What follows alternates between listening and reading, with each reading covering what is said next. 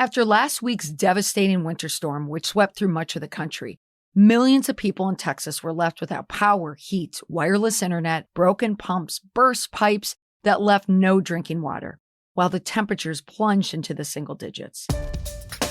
I just got power on after 36 hours. I'm over it.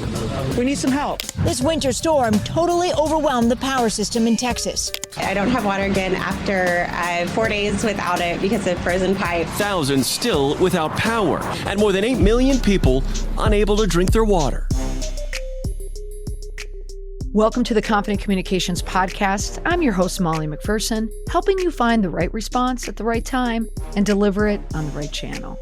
The first sector that most of us heard about last week was the power industry. Reports are stating that the state of Texas might have been seconds or minutes away from a catastrophic failure of its electric grid. This caused a chain of events that impacted utilities far beyond the state of Texas. In this episode, I'm sharing 3 takeaways for leaders and communicators who are responsible for getting the word out to stakeholders during an emergency. This is the severe weather edition. How many of you are still recovering from the impact of last week's megastorm? If the answer is yes, and you live outside of Texas, you could be someone who works within emergency management. You may have a job communicating emerging management and response on behalf of public works, water, electricity, broadband services. You could provide a service to your stakeholders that went down because of the weather. But no matter the job, it's crucial for all types of agencies and major departments to incorporate social media into their crisis management plan. So today I'm offering proven tips, not just tips, proven communication and PR response tips that worked for organizations that I was watching last week and also working for last week. Social media tools, they serve as an integral and significant component to crisis response. So this is the episode to learn how to use social media during an emergency. If you work at a business where you provide a service to your customers, your consumers, and your members, they rely on your service, then you should have social media at your disposal to be able to communicate with them, especially in a time of emergency or a disaster. You want to be ready for any disaster scenario that happens because social media is going to be, believe it or not, your primary source of communications. Fact. During disaster, social media provides access to relevant and timely information for all stakeholders and publics. Fact. Social media has completely changed how information is disseminated during a disaster or emergency. Fact. Social media provides tracking information for your stakeholders and your leadership during a disaster. It goes both ways. Customers track posted information from you, and you can track their responses and feedback in return. Fact. Social media is often the most reliable communication channel during a disaster due to real-time reporting. News media vets information through you. Now you can reach stakeholders directly and quickly through social media. Fact. Social media allows organizations to self-regulate misinformation. Rumors can be quashed before they spread and cause damage. So during a natural disaster, an event of significance, social media is going to provide access to relevant and timely information to your consumers, but also from both official and non-official sources. It facilitates a feeling of connectedness, and it's that connectedness that can make or break you as a leader. Here are 3 takeaways that I learned last week while watching and working with clients who were managing the outcomes from the storms, particularly in Texas. So number 1, you want to pick your platform. Social media is a must. It really is. But which platform is best for your organization? Social media tools, especially Facebook and Twitter, are the 2 key channels for disaster response. So here's your cheat sheet.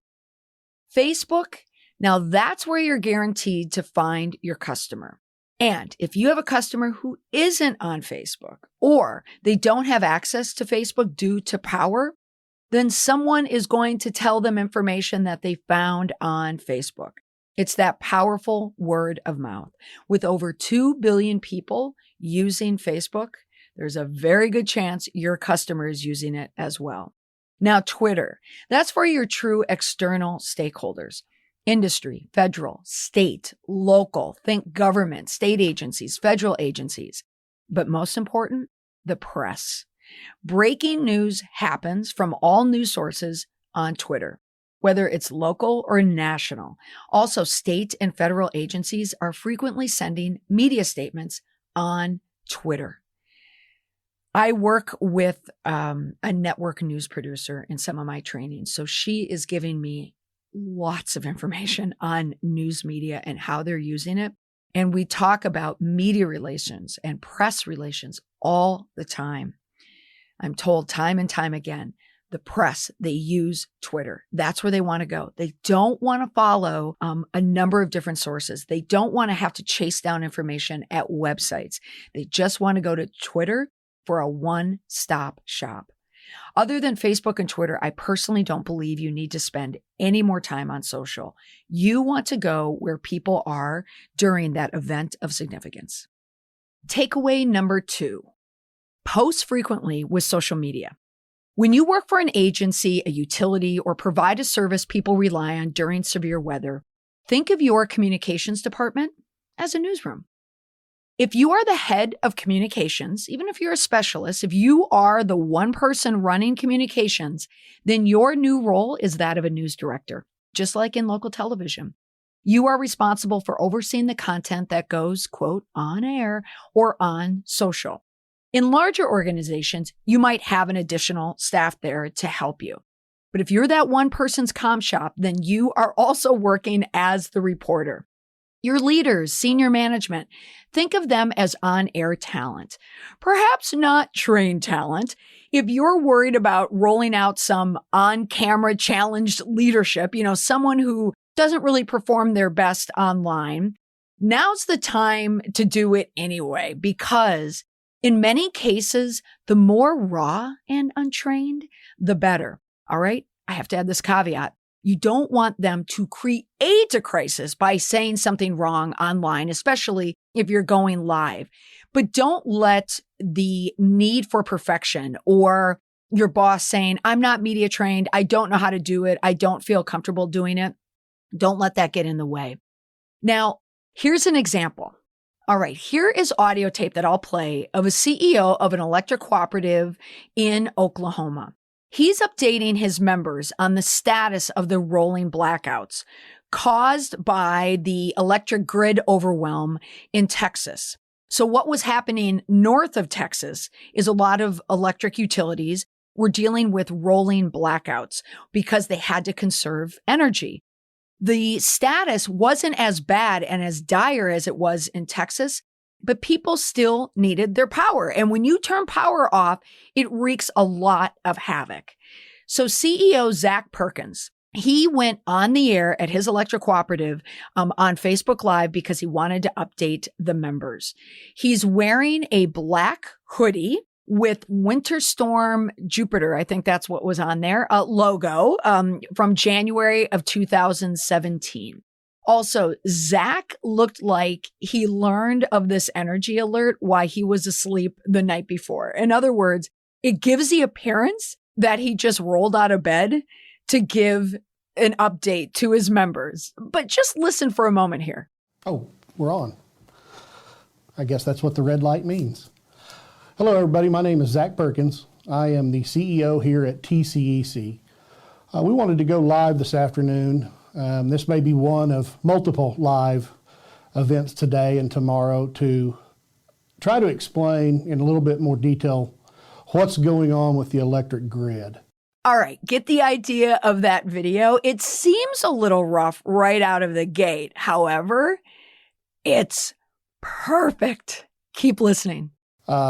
As you guys have probably noticed, you've seen notices going out that the Southwest Power Pool, SPP is what I'll call them from here on out, has issued notice of a EEA, an electrical emergency alert level 3.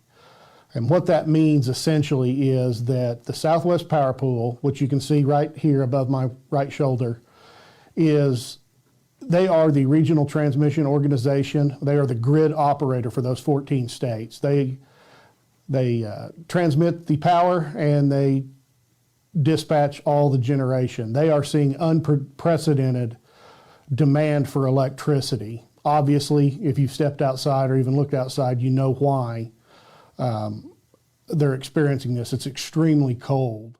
Now, for additional reference here, when Zach mentioned, you heard him pointing over his shoulder, the graphic was actually on the other side of his shoulder. So the video was not perfect at all. It was far from it, but it was perfect in its imperfection.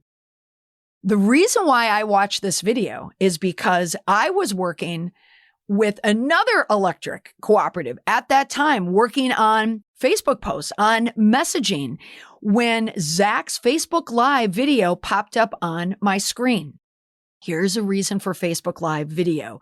If your customer, if your members already follow you on Facebook or they like their page, if they're on their computer and Facebook is open, that Facebook Live video is going to pop on their screen. That notification is going to be right in the face of the person who you are trying to reach. I stopped what I was doing and I was drawn right in to Zach's video. And when I mentioned that he looked like he rolled out of bed, he didn't actually look like he rolled out of bed, but what he looked like was a CEO who looked like he had been up all night. He looked exhausted. So in other words, the optics on this video was absolutely perfect. In other words, his staff, who you could hear in the background, they weren't going to waste their time on having a perfectly produced video. That wasn't the importance of the video. The intention of that video was to get out the information to their members as soon as possible. Because when the power goes down, people need to plan. And when I'm on the back end of a Facebook admin page, I can see the comments and what people are worried about. So when the comments started coming in with my clients and they were worried about rolling blackouts, it's not just people sitting at home watching television thinking, oh, I'm not going to have power. I mean, that's certainly part of it. But some of the comments were, I have newborn puppies under a heat lamp. I have pigs using a heater and we're away from the farm right now. I need to know if I have to go back. There was one woman who had some disease where she couldn't feel her feet. There was a family who had a member of their family on oxygen. There are real critical reasons why people need power and they need to understand and plan.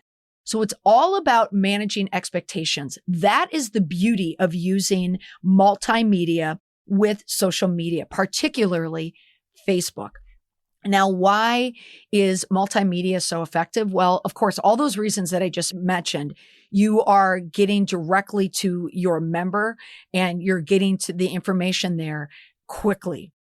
What are some of the multimedia ideas? Okay, so certainly there's Facebook Live. But again, there is a risk in Facebook Live. Everything is live.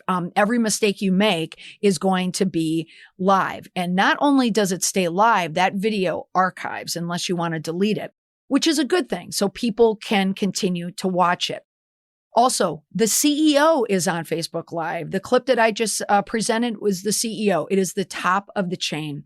You want to get people who are as high up the chain of command as you can get because their words are going to have more impact and more credibility to your stakeholders.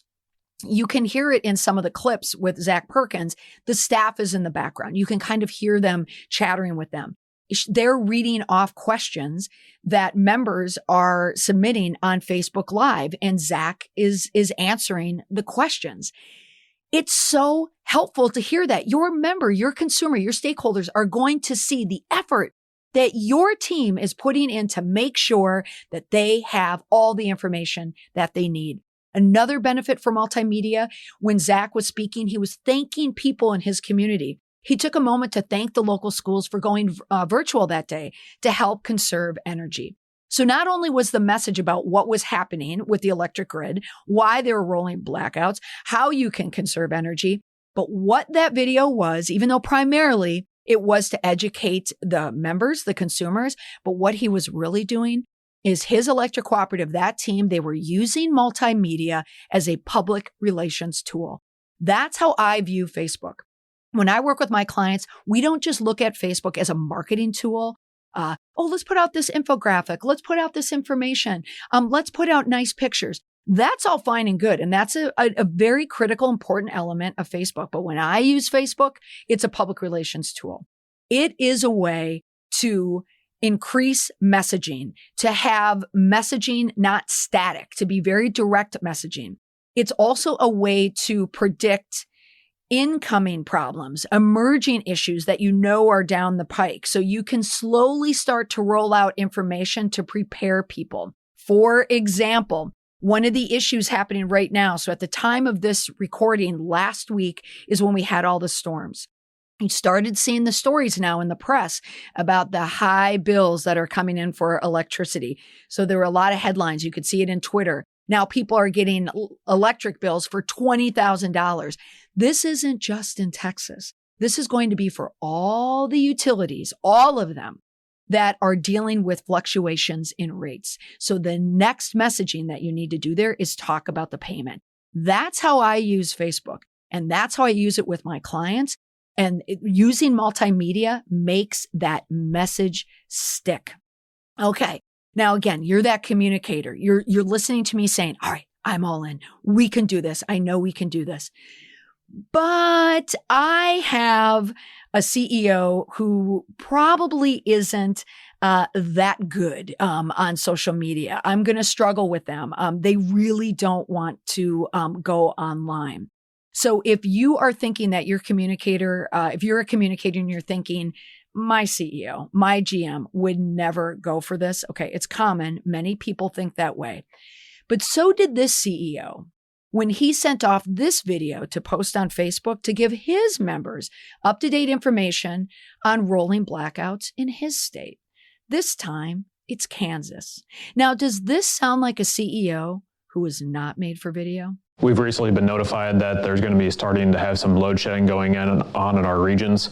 So what to expect is anywhere from about 30 to 60 minutes worth of an outage until they're able to roll into a new area. Please be patient as we're experiencing this, and we'll keep you updated as we get it. That was one of the first of several video updates from CEO Mark Scheibe from Heartland Rural Electric Cooperative in Kansas. So he's an engineer by background and by mindset. But when it comes to communications, Mark understands the importance of it. And he is a shining example of someone who uses multimedia to educate stakeholders during an emergency situation. All it took on that audio clip was less than 20 seconds to offer a critical update to his members who needed information about the possibility of blackouts and power interruptions. So here's a CEO with a phone, standing in his office, in front of an office window, which normally you would never film standing in front of a window. But he had a covering, a little bit of a shade that cut down on the light, but you could see all the snow and the inclement weather behind him as a backdrop. Again, imperfect perfection. That video recording has over nearly 10,000 views and well over 200 shares. Most of the people who are watching that video and sharing that video are people in the community. So I'm not suggesting seat of the pants communications here at all. Preparation is required, of course. If you're a communicator, you want to help prepare talking points. You don't want people to go off script unless it's a very short statement in a capsule. But again, never let perfection get in the way of completion. People don't need perfection. They need information. So for video, you can use it by putting up a phone and just post it directly to Facebook. So film the scene, and then you can edit it for posting. Be mindful of the backdrop. Where is the action? Are you in your office doing something in your office? Are you in front of a window? Are you outside? If you work for a business and you want to give situational awareness to your customers about what's going on, film a video so you can see it. If you work for a utility, So whether it's water or power or broadband, do a video with the crews behind you, with the people helping out and working overtime. You can also use Facebook Live. You could call it a special report or you could call it a town hall. The benefit, again, as I mentioned earlier, Facebook Live is a way to reach your stakeholders immediately. And it sends a lot of goodwill your way because you are being open and vulnerable enough to show this raw video. I mean, you're not a trained news organization. So it's understandable. And don't let that fear get in the way of actually doing the Facebook Live because people will give you space. People will give you all the space you need to make mistakes, to not have perfect messaging, to maybe stumble over your words. You know, it's understandable. The goal of that Facebook Live is fast information and accurate information. And it's firsthand information. It's not coming out through a media statement or a press release or going through a news outlet. It's coming directly from you. There's also YouTube Live. If you want to use YouTube, YouTube doesn't play as nicely with Facebook. They don't own each other. So Facebook is not going to give a YouTube Live video, or a YouTube video, as much reach as it would if it were an organic Facebook video, but you can certainly utilize that as well. So multimedia, do as much as you can. Anything that grabs the attention of your customer. These are posts. These are infographics. These are videos. These are live videos. Anything that puts the information out there. One other tip for these multimedia videos, make sure you timestamp them. So it shows exactly when you are stating that information. There will be a timestamp from social media. So you can see what time someone sent a post, but you want to cut down on the work. You don't want your stakeholders to burn calories trying to figure out, well, what time is this?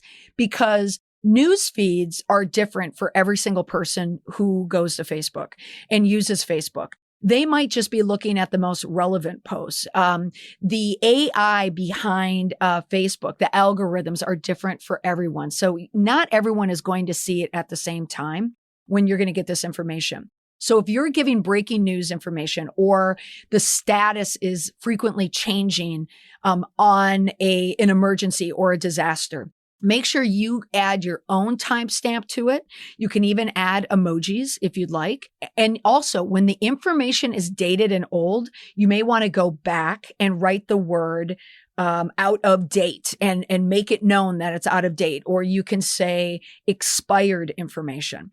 But people still will see the value in the message. So even if you're at an energy alert level 3 and you're explaining what it is, when you're at a 0 alert status, people are still going to see that, but they're going to be reminded of what happened, where they were, and they're still going to get information, but they'll also be reminded about how effective you were as a leader. All right, the number 3 takeaway, it's all in the response. How to create the right message at the right time and use it in the right place. So step 1 is creating a response to help you decide the outcome that you want. This is a template that I use. It's like a boilerplate that I use when I write, not only these podcasts, but when I write statements for my clients. This is what I tell them to do.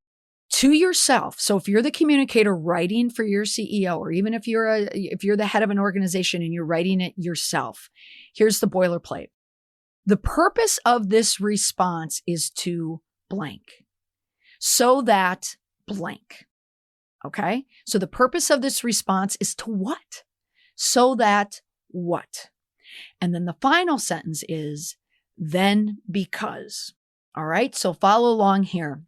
If you want to do a Facebook Live, you are saying to yourself, the purpose of this response on Facebook Live is to get the latest information out about power outages to our customers so that they don't think we are not doing our best to restore power. Because if we fall short, then they will complain online and create more havoc.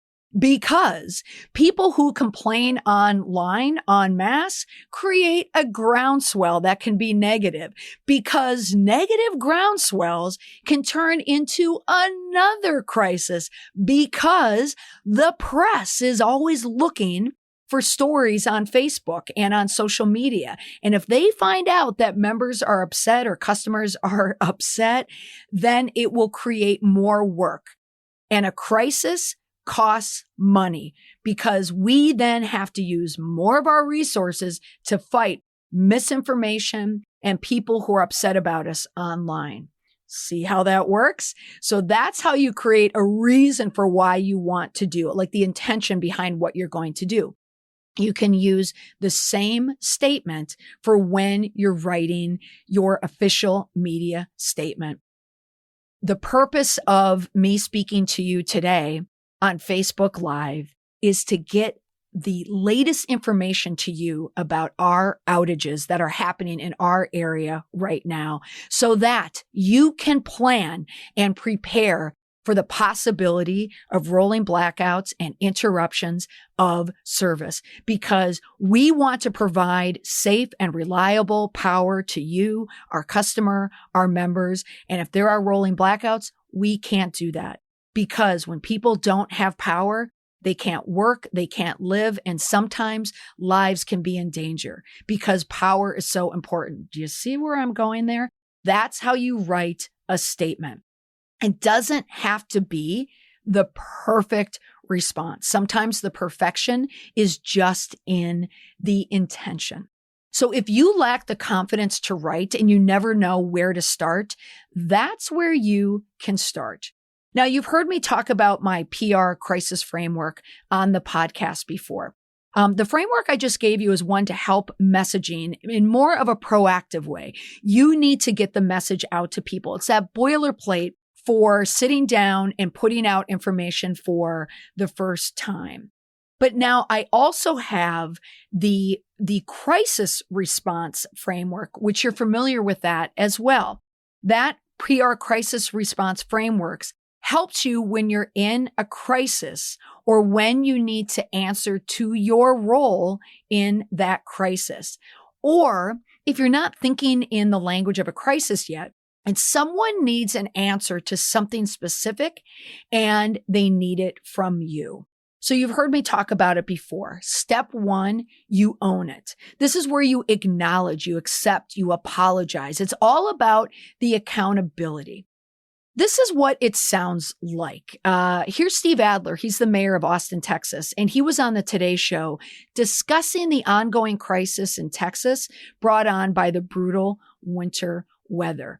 Listen for step one, own it. I just have to ask you, how did it come to this? I'm sure you're asking yourself this. I mean, granted, a brutal cold snap, not something Texas is used to, but for it to have resulted in this unfolding disaster, whereas you say 5-6 days later, there are people who still don't have power.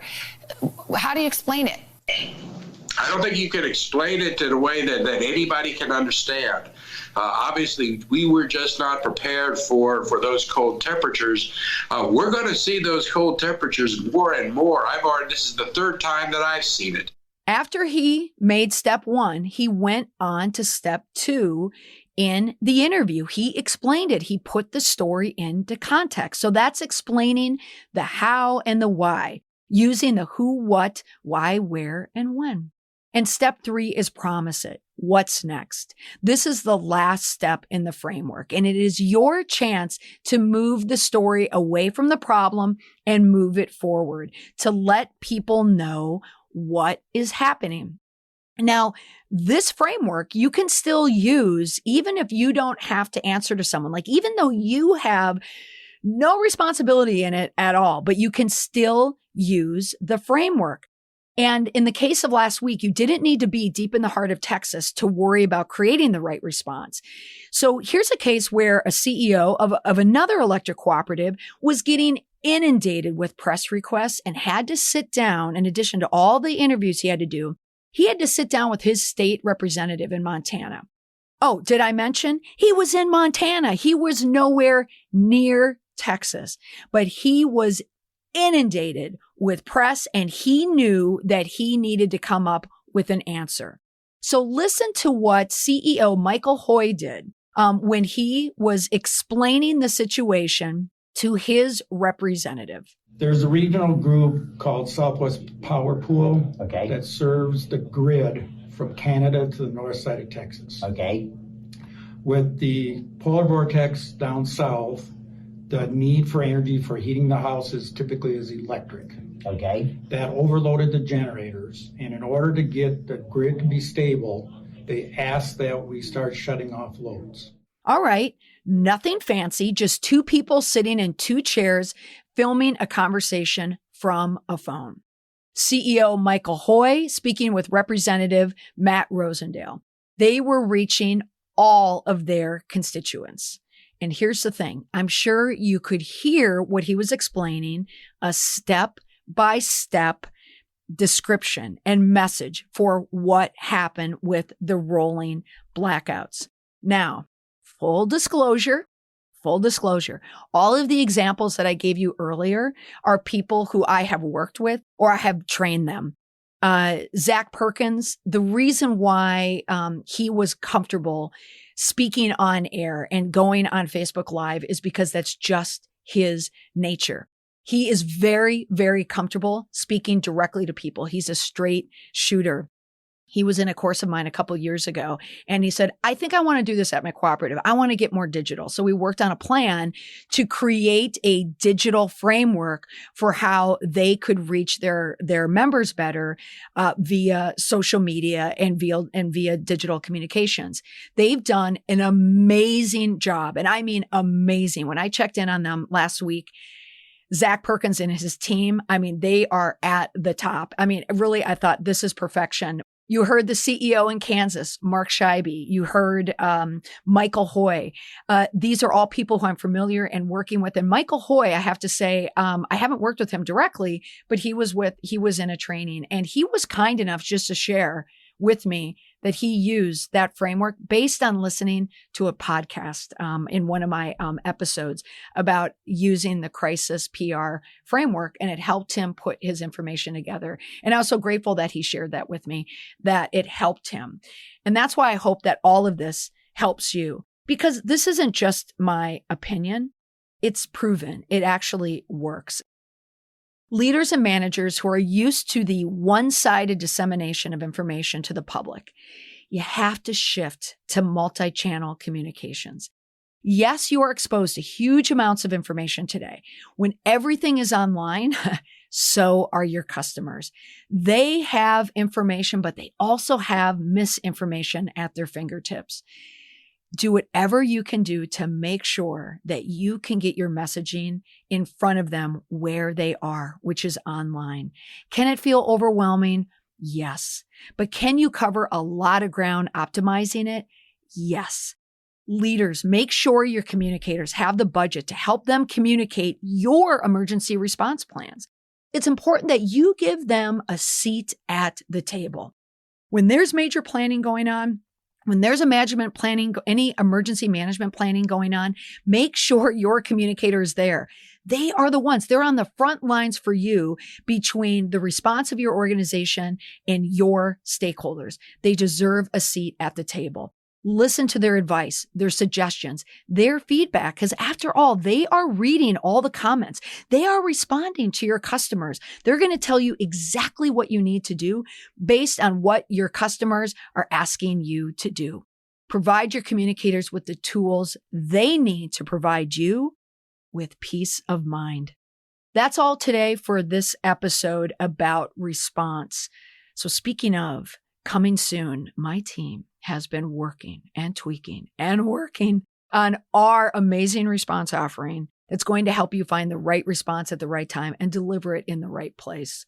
We have been keeping up with all the changes that have happened in the past year. In fact, we started it last year, and you've heard me talk about it. I had a COVID-19 communications kit that we rolled out in April of last year for COVID, and we were able to provide a lot of communication resources and tools out there. And ever since then, we have been working on a product to help elevate customers' response, to help them with their immediate response, because I know it's not easy. Not everyone can have a consultant sitting in their back pocket, helping them and giving them the advice from outside the bubble. But that's what this product is. It's your response kit. It's like adding another member to your communications team with up-to-date resources. So keep listening for upcoming episodes for more information. Thanks everyone for listening. Communicators, leaders out there who've been struggling this past week, trying to keep up with all the information. The struggle is real, but the struggle is strength. It's going to strengthen your communications. It's going to strengthen your operations, and it's going to strengthen the relationship you have with your stakeholders. I promise you. Bye for now.